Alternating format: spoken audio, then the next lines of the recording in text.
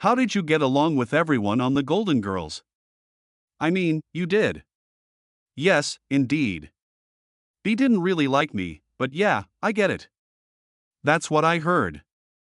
I don't know why, but I liked and loved Bea. Bea Arthur lied about being best friends with someone she didn't like for 7 years. The Golden Girls looked like a group of 4 women who loved each other on TV.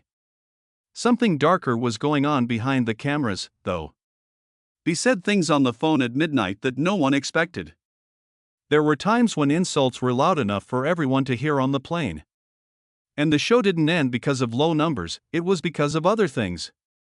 One actor just wouldn't come back. What really happened between those 2 women is stranger than any story that has ever been written. The only thing I cared about was that the one episode would be good. Bernice Frankel was Bea Arthur's name when she was born in Brooklyn on May 13, 1922. And the sound of her own name made her feel bad. She wanted everyone to call her Bea. Rebecca and Philip, her parents, ran a handmade dress shop and tried to make a good life for themselves. But in 1933, they had to move to Cambridge, Maryland, because money was tight. She was 11 years old at the time. She was old enough to know that moving meant beginning all over again. Cambridge was small, quiet, and not very friendly to Jewish families. She often felt like she didn't quite fit in. Still, she saw her parents work hard to keep their new clothes store open, and over time, she became more and more determined like them. She wasn't sure how those early years changed her sense of discipline, but they did. She didn't forget how she felt, though. She felt more alone as she got bigger. By age 12, Bea was 5 feet 9 inches tall, making her taller than everyone else in her school. Because she didn't look like anyone else, kids talked and pointed at her. Being in that neighborhood didn't help, she said she was shy and awkward. Things didn't seem right, though, whenever she went into a room with music playing. Bea sang big band songs like Are You From Dixie at her parents' dress shows for their store. I'm putting all of my eggs in one basket. It was the only place she didn't feel too tall, too different, or too weird. The attention made her feel better, and the eyes that were on her stopped being mean. They were interested. They seemed friendly. So she had something to hold on to. It was hard for Bea to be the only one who didn't fit in, but she found a voice that wasn't just for singing. She was funny. She moved quickly.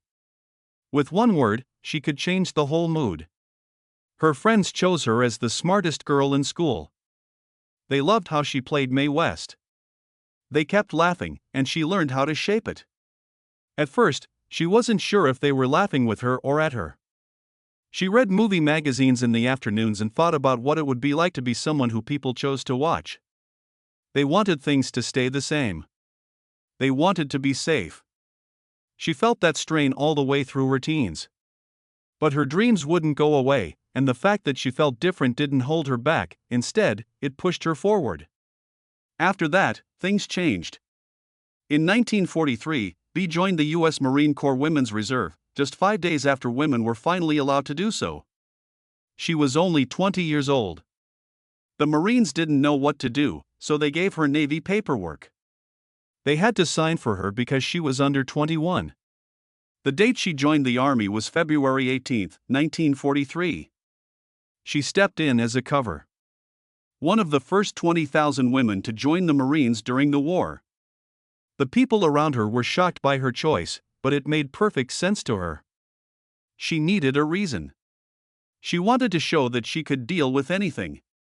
With the basic skills she learned at Hunter College in New York, she worked at a desk in Washington, D.C., filling up forms and reports. She wasn't still for long before she got angry. Working at a desk wasn't enough. Since this was the case, she pushed for a move to motor transport school at Camp Lejeune in North Carolina in June 1943. Just that request showed how determined she would become, which would later shape her performing career. When she got to Camp Lejeune in July 1943, she was ready to do more than just type. Worked as a truck driver and dispatcher at the Marine Corps Air Station in Cherry Point, North Carolina, from 1944 to 1945. She kept getting promoted. In August 1943, she became a corporal, in December 1943, a sergeant, and by June 1945, she was a staff sergeant. During a time when mistakes could cost lives, she was in charge of moving vehicles and making sure that everyone worked together. Her co-workers said she was trustworthy and able. And that respect showed in her own records. After the war, she got out of the Marines with honors in September 1945 and plans to go to film school. But, for reasons she kept to herself, she eventually said she had never served. At a talk in 2001, she said she had never been in the service. The truth wasn't made public until 2010, a year after she had died, when her official file was made public by the National Archives. Her son said she only talked about those years when she said she could drive anything. After she went back to normal life, the stage called to her again. In 1954, she got her big break when she played Lucy Brown in the Three-Penny Opera at the Theatre de Lis during its off-Broadway run. From March 10 to May 30, the show was open. 1954, I think. She had a small part, but she stood out so much that she was given an extra song to sing. Jenny was played by Lotte Lenya, and Bea knew right away that Lenya could teach her something useful. The way Lenya acted was sharp and delicate. Bea learned that saying less can say more, and she used that lesson all through her work. The show was an instant classic. It was the longest off-Broadway show ever, and it helped Bea get to where she always wanted to be. Her personal life was taking shape at the same time as her stage business was growing. The two got married on May 28, 1950. Gene Saks was an actor and director. They took in 2 boys at the same time. After becoming an actor, Matthew was born in 1961. Daniel came after them in 1964 and became a set designer. They were married for 28 years, until 1978. Even after they broke up, they often talked about how Gene had been a big help in the beginning. They had lots of creative things in their home, and their sons grew up with scripts, outfits, and the constant noise of the theater. Bea did a lot of smaller shows for years before Broadway fully accepted her. She sang in bars and clubs. Some of the TV hosts she's been on with are Steve Allen, Sid Caesar, Jack Paar, Art Carney, and Perry Como.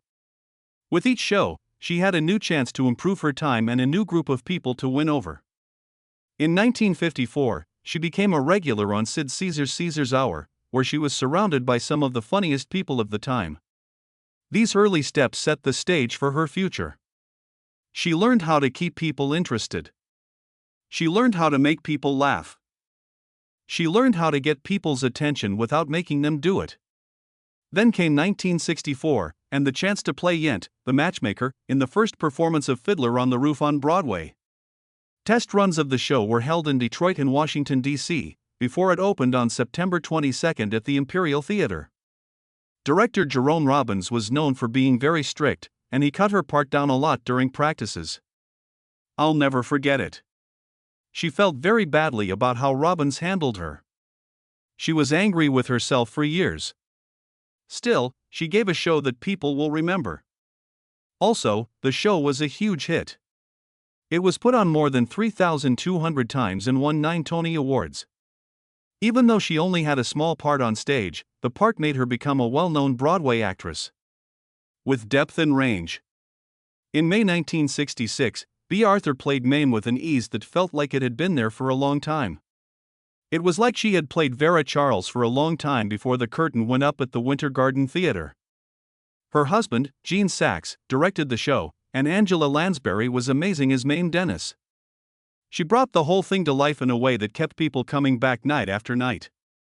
It was clear right away that this show wasn't just a hit. It was becoming a hit on Broadway and ran for 1508 shows. Bea's bold sense of humor and quick wit made Vera someone who people will remember. Someone who could drink, laugh, and charm everyone in the room without doing anything. She won the 1966 Tony Award for Best Featured Actor in a Musical for that role. 8 awards were given to the show itself, and 3 were won. People kept talking about how brave she was and how her voice seemed to find its own way through every song. They also said that the cast recording from that same year kept the show's lively energy alive long after the curtain call. The years went by, but their link never broke. So, when 1989 came around, Angela Lansbury called Bea and asked her to share one more moment with her. They had not worked together since their first show 23 years ago, but when they performed Busam Buddies at the Tony Awards, it felt like time had folded in on itself. As soon as they came on stage, the Mark Hellinger Theater was filled with cheers. Everyone remembered why their pairing was one of the best in Broadway history during the duet, which was full of affectionate teasing. The two women joked around, laughed, and leaned into the warmth of a friendship that had been built over many years of practices and shows. People will never forget that night as a Tony moment.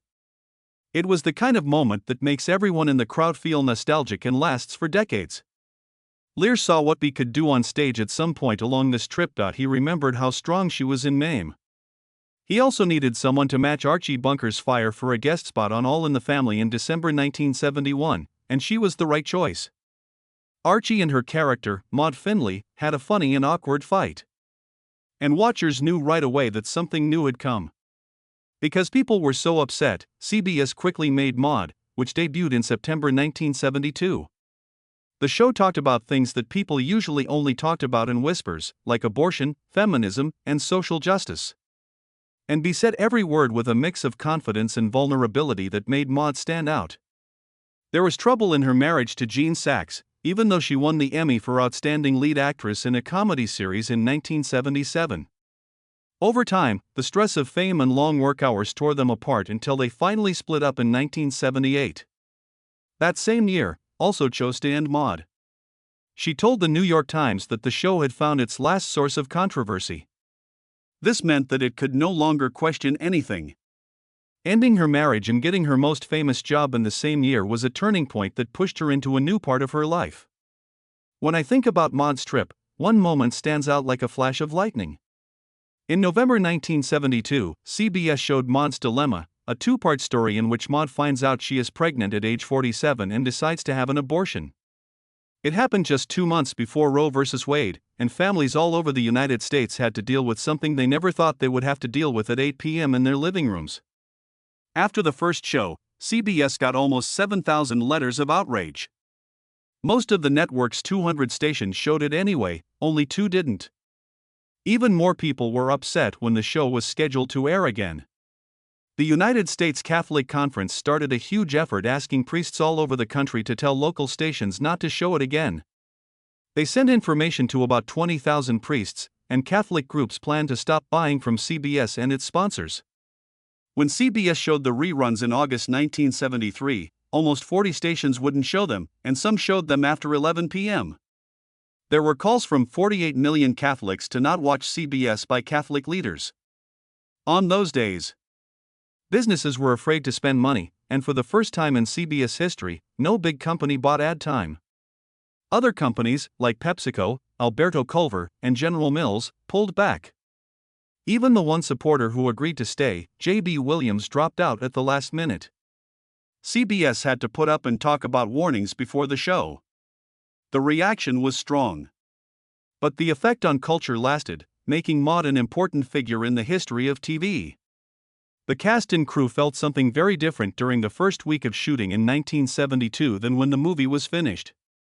They kept on practicing for 90 hours straight, which is almost 13 hours a day for 7 days in a row. That had never been done in a sitcom before, but Bea came from theater and couldn't see how it could be done any other way. Even though Bill Macy, Adrienne Barbeau, and Rue McClanahan had all been taught to act on stage, they all had their own style. Macy liked making things up on the spot. Barbeau dealt with his feelings. McClanahan carefully thought out everything. Pushed them to harness those feelings and make something tight and smooth.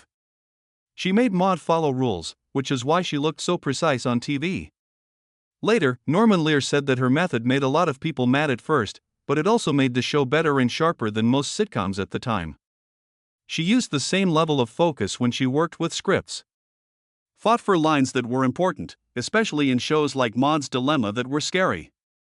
She thought the story needed to be honest, not have its edges smoothed. She was adamant about keeping the conversation going, which showed Maude's uncertainty, fear, and strength.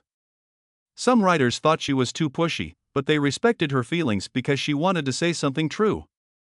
Her passion kept the show's core safe and helped it become one of the bravest sitcoms of its time. There were times when things were less tense and structured, though. As Adrienne Barbeau remembers, Bea was friendly, funny, and open to new actors. She brought people in, led them, and set the tone for the group, making it work more like a family than a TV cast. Adrienne said that they stayed close friends until Bea's death in 2009. She said that they laughed and shared stories long after the cameras stopped rolling. But Rue McClanahan saw things differently. She said that Bea was strange and very attached to routine, which kept them apart at times.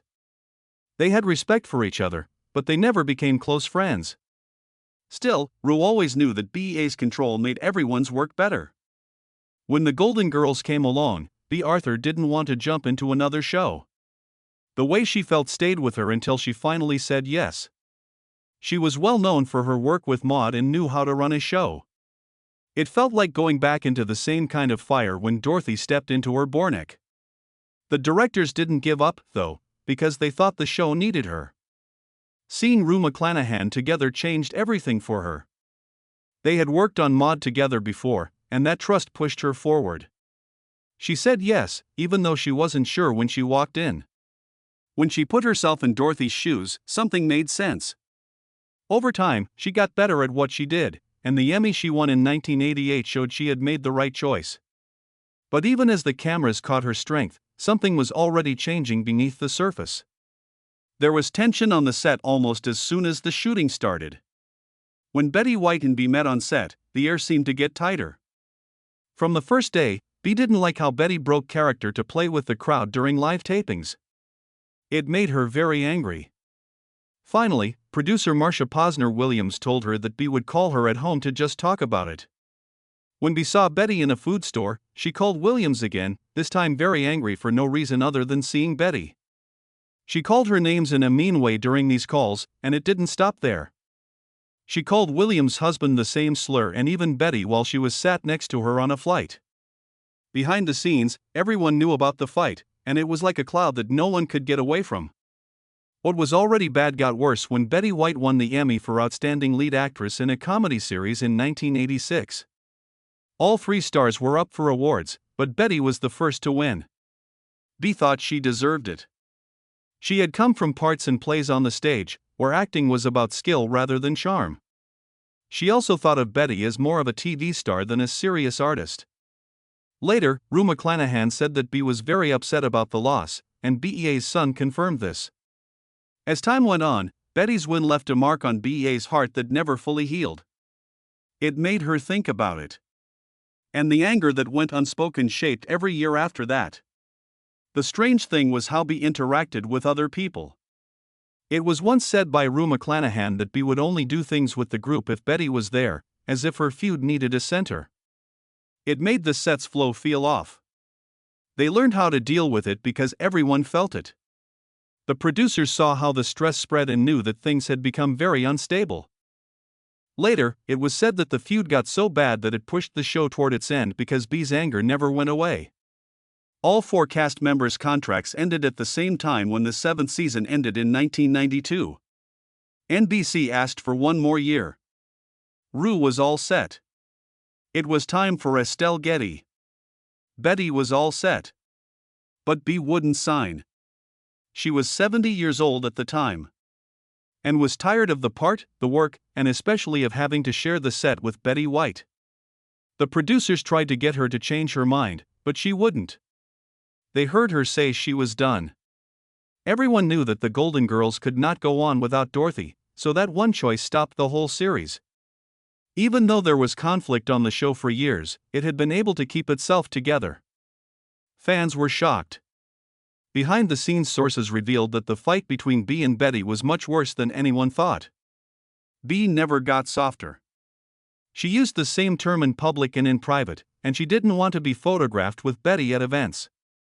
If she could avoid it, she wouldn't stand next to her. The time Bea insulted Betty while sitting next to her on the plane became a story that everyone talked about because it showed how outwardly angry she had become. People on the crew saw it happen. Producers saw it for themselves. The stress wasn't just a rumor. It was something that happened every day at work. The Golden Palace was NBC's attempt to change the pace after Bea left. It was Betty White, Rue McClanahan, and Estelle Getty who came back as the core group and moved into a hotel in Miami. Cheech Marin and Don Cheadle joined the group. trying to bring in new spirit. But without Dorothy, the chemistry felt different, and the spark that held the first show together quickly went away. The show only had one season with 24 episodes because its ratings went down. It made something clear. Bea Arthur was an important part of the first series, and, without her, the magic stopped working. Bea won a lot of awards for her work on the original show. She won the Emmy in 1988 and was nominated 5 times during that time. In general, it was her second Emmy. The first one was for Maude in 1977. Even though they had done well, they were always aggressive and wouldn't give up. That win by Betty in 1986 stuck with her, and even her own win 2 years later didn't make her feel better. She cared about awards. I felt those things wrapped up in the competition. When the Golden Girls finished, stay away from reunions where Betty White was going to be. Even though Betty was open about her love for her co-stars in the show, she never seemed to understand how angry Bea really was. For the rest of her life, Bea stayed away. There were times when she didn't want to be around Betty, like at events or interviews. This quiet refusal turned into a rift that didn't go away until Bea died in 2009. It made people see how different their friendship on TV really was from real life. Bea Arthur came back to Broadway in 2002 with her one-woman show, Just Between Friends, a long time after leaving the show. She was 78 years old.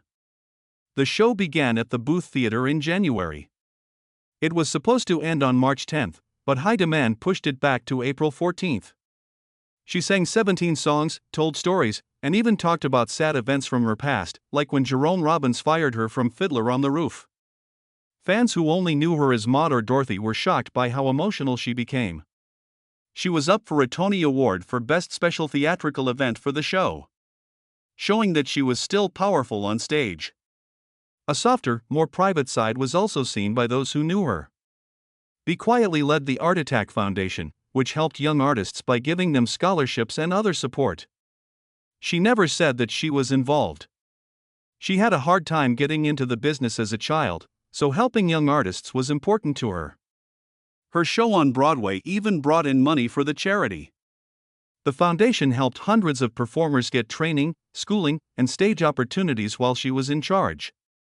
She seemed tough on the outside, but she was a quiet, kind person who changed lives without anyone knowing. Even as she got older, she still surprised people. She had small parts on TV shows like Malcolm in the Middle and Curb Your Enthusiasm, where she was nominated for an Emmy in 2000 for her part as Mrs. White in the last episode of the first season. She had great timing and a steady voice, and her scenes with Dewey were some of the funniest in the show. This was her 10th mention, and it marked the end of a long and interesting career in TV. She was open to trying new types of comedy, which showed she could adapt to new audiences and win them over.